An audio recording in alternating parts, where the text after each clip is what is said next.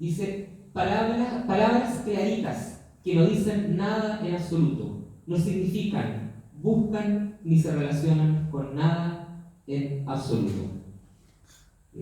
Esto, bueno, plantea un problema de que la misma coloquialidad del estilo de Bertoni sugiere una estética del vacío o una no retórica, un lenguaje poético que se vacía de la retórica para crear una especie de apoesía. Esto nos invita ya a una reflexión y nos plantea una inquietud que, por lo personal, yo puedo decir que fue una de las primeras inquietudes que me acercó a la obra de Claudio de Bertoni. Y es que, ¿será posible que con él nos enfrentemos a una poesía en la que efectivamente no pasa nada, en la que efectivamente no hay ningún valor poético detrás y que haya una especie de engaño o trampa donde hay un autor que nos hace creer que está escribiendo algo relevante cuando en el fondo lo que hay serían naderías, por así decirlo? Se puede decir que hay un cierto grado de engaño en la obra de Bertoni, como él mismo ha comentado su obra en entrevistas. Pero el engaño vamos por otro lado, por una especie de ingenuidad que Bertoni trata de aparentar en el modo de presentar su escritura y su aparente espontaneidad. Lo que hace Bertoni fundamentalmente son escribir diarios de vida, de los cuales él toma fragmentos que publica como poemas.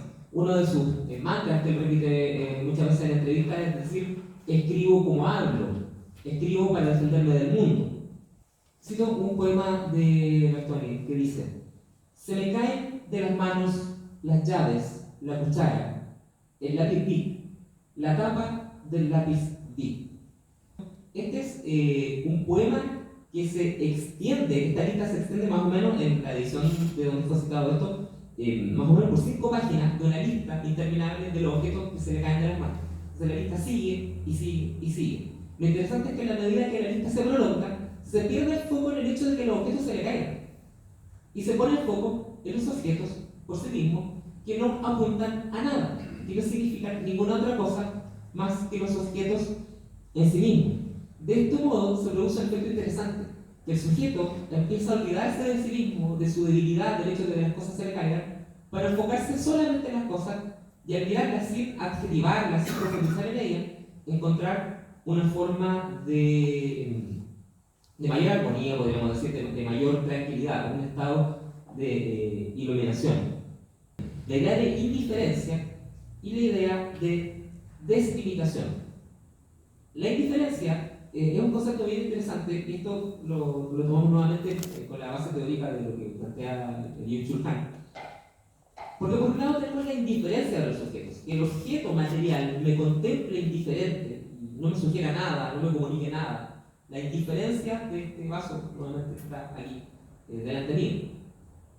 Esa indiferencia pasa a ser una indiferencia en el concepto del vacío del budismo zen, porque en el vacío del budismo zen desaparece la idea occidental de sustancia, mientras que desde la perspectiva occidental la sustancia de las cosas las separa entre sí. En el budismo zen, el vacío se olvida de la idea de sustancia, todo es una misma cosa, podríamos decir, en el vacío. Desaparece la diferencia y se pasa a la deslimitación. No hay límites que separen las cosas, sino que todas las cosas son parte de un mismo vacío. Se pierde la diferencia entre el sujeto y el objeto, entre los distintos sujetos y los distintos objetos. Todo es parte de un mismo vacío. ¿Cómo se puede ver reflejado esto en los textos?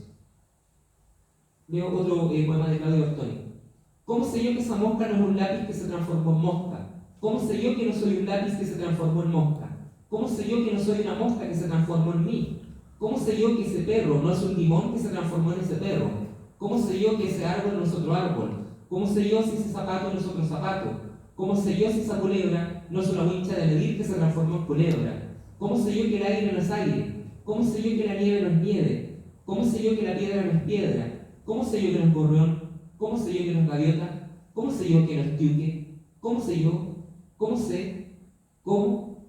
Como podemos ver, se ha producido la indiferenciación de los objetos que permite este encuentro amable entre el hablante lírico, los objetos, los otros seres y finalmente las otras personas. Permite la amabilidad y el encuentro incluso con el que sufre, con el que ha sufrido, con el que sufre violencia, con el que sangra, con el que muere.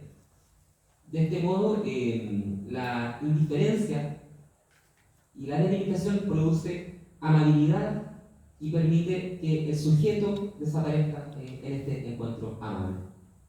Muchas gracias.